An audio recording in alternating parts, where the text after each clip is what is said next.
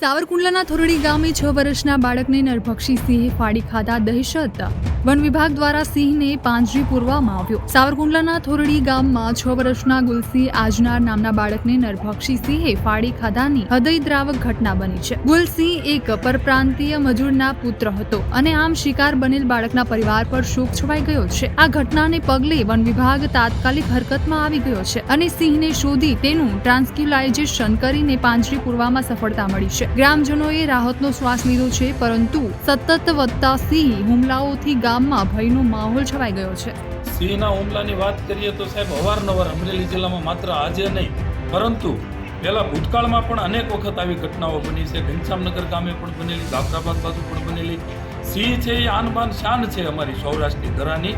અમે ખેડૂતો સિંહ સાથે, પ્રકૃતિ સાથે રહેવાવાળા છીએ રોજ માટે, પરંતુ આ સિંહ છે શિડ્યુલનું પ્રાણી છે. આજે થોરડી ગામે અશોકભાઈ બરવાળિયાની વાડીમાં પરપ્રાંતીય મજૂર જે કામ અર્થે અહીંયા આવેલા હોય છે, એનું બાળક બિચારું માસૂમ બાળક, કુમળું બાળક રમતું હતું અને આ સિંહ એને પાછળથી ઉપાડી ગયો અને માત્ર ખોપડી વધવા દીધી છે.